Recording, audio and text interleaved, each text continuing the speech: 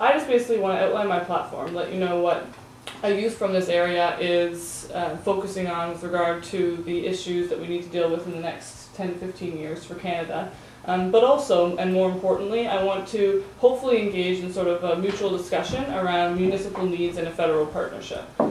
What I'm hoping we can do is if we could just go around and I pose one main question, which is, from a municipal perspective, what is it that would enable you to have effective partnerships federally and provincially and I'm posing it in a creative way and not so much just a monetary way, which obviously is the obvious choice, but in a really collaborative way. What would it, from a federal government standpoint coming to you, how could the federal government be a better partner to municipalities on a national stage? One of the arguments we've heard a lot of is if you could have on the funding side, where it's not a new program or a new set of rules every time for some standard. You're talking about sewer and water, for example.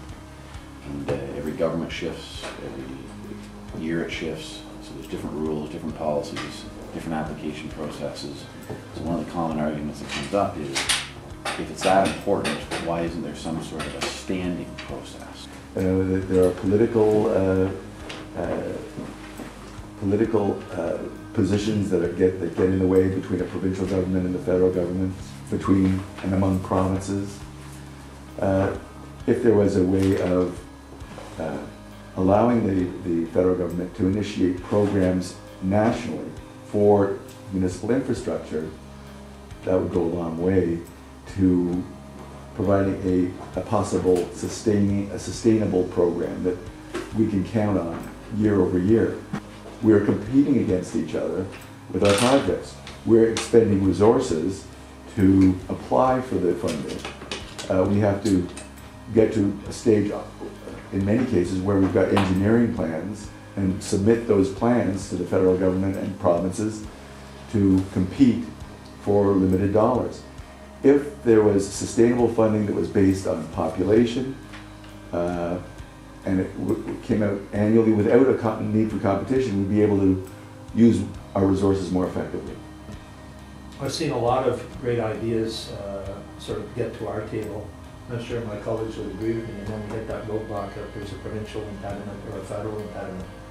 And these are usually creative solutions that would create jobs and wealth and influence our economy in our communities in Ontario, but we hit these roadblocks, and invariably what happens is the idea either ends or it goes to another province. Or the choice should be obvious. We need to search for creative solutions now, and in particular the three orders of government, federal, provincial, municipal, and others, must work together to seek solutions to our many challenges.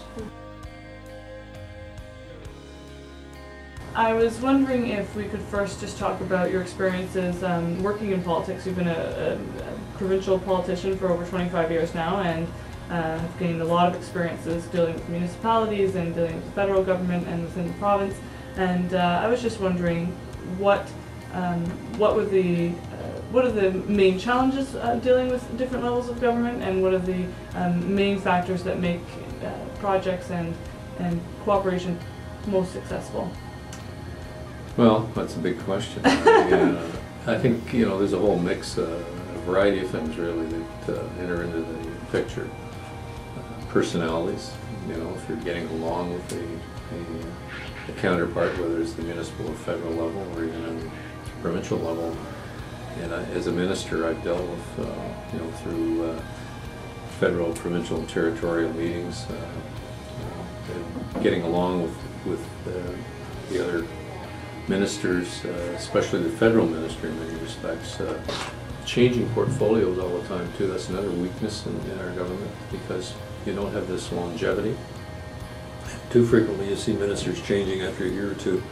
They don't build up the expertise and the understanding, or the commitment isn't there for a long period of time, and that's what I found.